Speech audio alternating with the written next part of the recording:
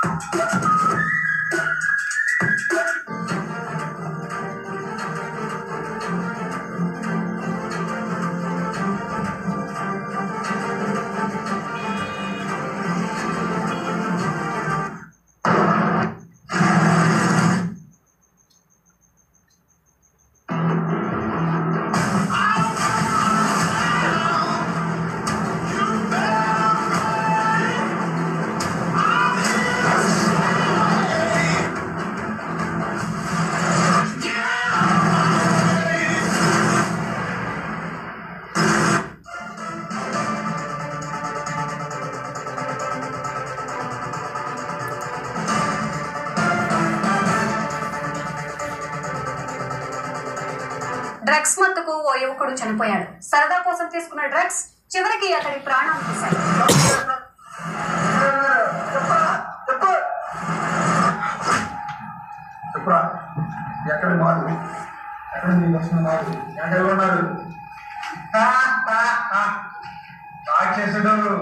వాడిని మీరేం చేయలేరు.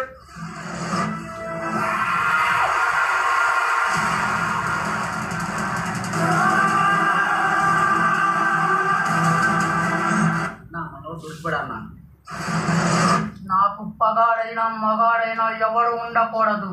వాడి తల నాకు కావాలి.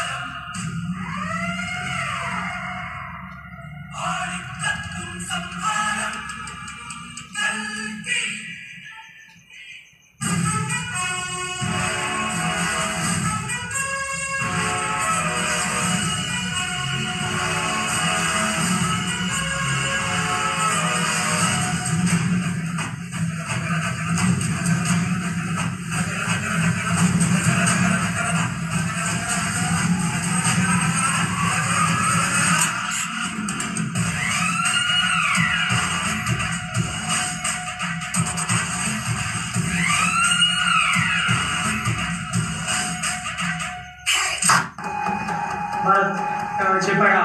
లేదు సార్, అంత కొట్టేవి చెప్పలేదు సార్. ఇంకెవరున్నారు? చెప్పు.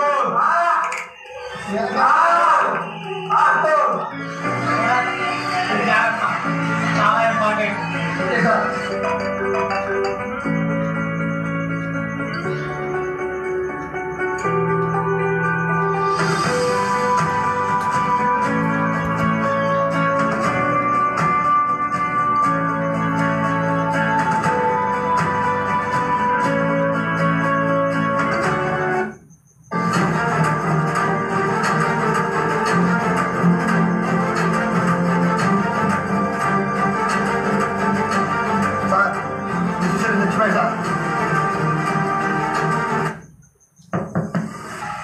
Sir food delivery.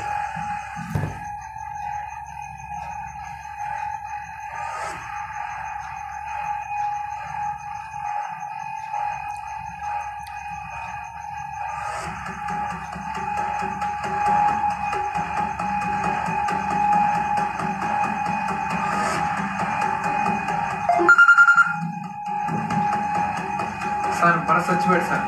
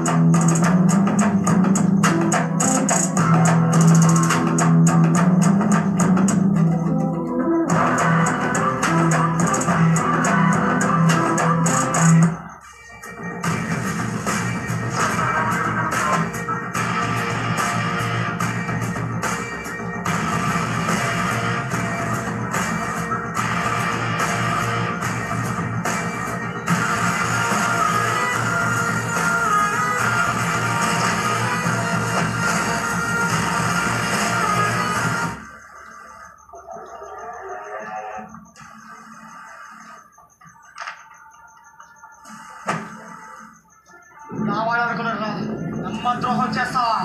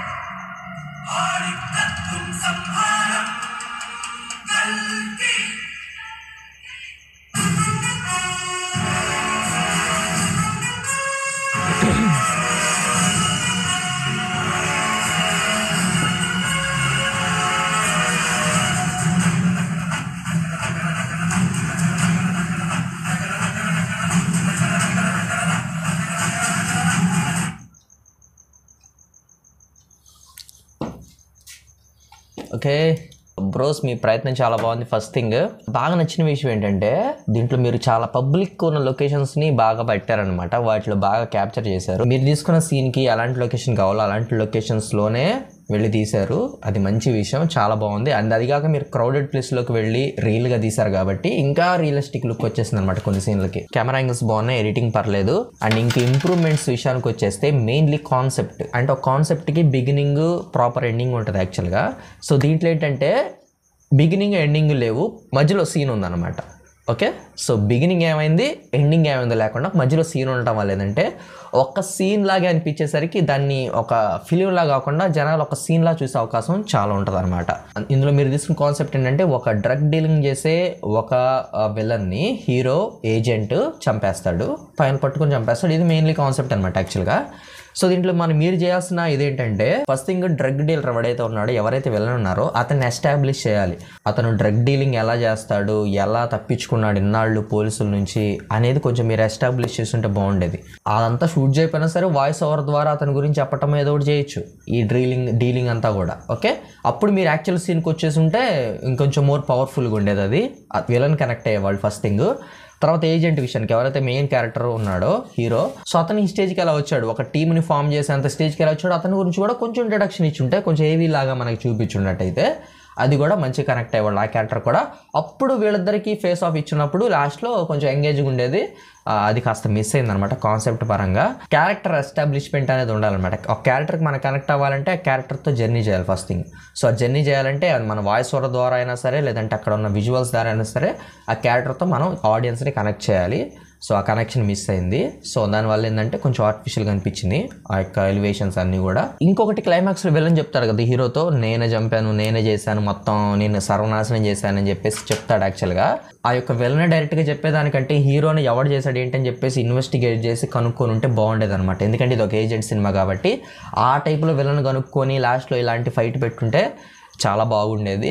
మనం ఎలాంటి టైప్ ఫిలిం తీస్తున్నామో అలాంటి టైప్లోనే క్లైమాక్స్లు కానీ ఈ యొక్క స్క్రీన్ ప్లేలు కానీ టర్న్ ఓవర్ కానీ వాడుకోవాలన్నమాట.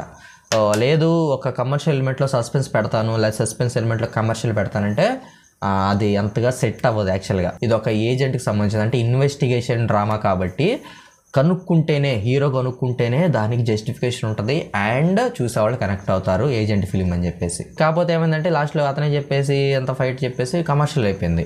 అండ్ అది కాన్సెప్ట్ గురించి. అండ్ ఎడిటింగ్ విషయానికి వస్తే కొంచెం అతికిచ్చినట్టు అనిపించింది అనమాట. ఎందుకు అతికిచ్చినట్టు అనిపించింది అంటే పాత రివ్యూస్లో కూడా చెప్పాను అనమాట. ఒక సీన్ని మనం ఎన్ని మోర్ యాంగిల్స్లో తీసుకుంటే అంత బాగా సినిమాటిక్ ఎడిటింగ్ అనేది బయటకు వస్తుంది, అంత బాగా అది అతుకులు బంతలా కాకుండా చూడడానికి న్యాచురల్గా అండ్ రియల్గా ఉంటుందని చెప్పాను. సో అది ఇందులో మిస్ అయిందనమాట. ఒక సీన్ని మీరు 1-2 యాంగిల్స్లో తీసేసుకొని దాన్ని అంటే ఇప్పుడు ఈ యొక్క యాంగిల్లో సరిగ్గా చెప్పకపోతే మళ్ళీ అదే యాంగిల్లో మళ్ళీ రీషూట్ చేసేసరికి ఏమైందంటే ఓకే ఇదే యాంగిల్లో మళ్ళీ కట్ చేసి దాన్ని అతికించినప్పుడు ఏమైందంటే చక్కని గ్లిచ్ లాగా అనిపించేసి ఇంక అక్కడే చెప్పినట్టు అనిపించేసి ఏంటంటే చూడడానికి అంత న్యాచురల్గా అనిపించదు అనమాట, రియల్గా ఉండదు చూసే వాళ్ళకి. ఓకే, ఆ కంటిన్యూటీ అనేది మిస్ అయిందనమాట. అండ్ తర్వాత బీజిఎమ్స్ అనమాట. బ్యాక్గ్రౌండ్ మ్యూజిక్ అనేది కంటిన్యూగా ఉండాలన్నమాట. కంటిన్యూ తగ్గట్టుగా మనం ఆ సింక్ ఎడిట్ చేయాలి. దీంట్లో ఏంటంటే సీన్కి బ్యాక్గ్రౌండ్ మ్యూజిక్ చేంజ్ అయిపోతూ ఉంది. ఇప్పుడు అతను వచ్చినప్పుడు ఒక బ్యాక్గ్రౌండ్ మ్యూజిక్, ఇతను వచ్చినప్పుడు బ్యాక్గ్రౌండ్ మ్యూజిక్, కొట్టుకునేటప్పుడు బ్యాక్గ్రౌండ్ మ్యూజిక్, అతను వచ్చినప్పుడు బ్యాక్గ్రౌండ్ మ్యూజిక్, ఇతను వచ్చాడు బ్యాక్గ్రౌండ్ మ్యూజిక్. ఇన్ని బ్యాక్గ్రౌండ్ మ్యూజిక్లు వెంటనే వెళ్ళిపోవడం వల్ల ఏంటంటే అసలు కనెక్షన్ అనేది కుదరకుండా చైన్ అనేది లింక్ తెగిపోతుంది అనమాట జనాలకను ఆ షార్ట్ ఫిల్మ్కి. అదొకటి చూసుకోండి. బ్యాక్గ్రౌండ్ మ్యూజిక్లో ఎప్పుడైనా సరే ఒక బ్యాక్గ్రౌండ్ మ్యూజిక్ అనేది కంటిన్యూగా ఉండాలి. కంటిన్యూగా ఉన్న బ్యాక్గ్రౌండ్ మ్యూజిక్ మీరు కనుక వీడియోస్ని సింక్ ఎడిట్ చేయగలిగితే అది ఎలాంటి సీన్ అయినా సరే వాళ్ళు కనెక్ట్ అవుతారు. ఎందుకంటే బ్యాక్గ్రౌండ్ మ్యూజిక్ కంటిన్యూగా ఉంది కాబట్టి ఆటోమేటిక్గా మీ సింక్ ఎడిటింగ్కి కంటిన్యూగా ఉన్నట్టు అనిపించింది, చూసేవాళ్ళు కూడా కనెక్ట్ అవుతారు, డెఫినెట్గా కనెక్ట్ అవుతారు. ఒకసారి అలా ట్రై చేయండి, ఓకేనా? ఆ సింక్ ఎడిటింగ్ అనేది డెవలప్ చేసుకుంటే వెళ్ళండి, డెఫినెట్గా మంచి రిజల్ట్స్ వస్తాయి మీ యొక్క షార్ట్ ఫిల్మ్స్కి.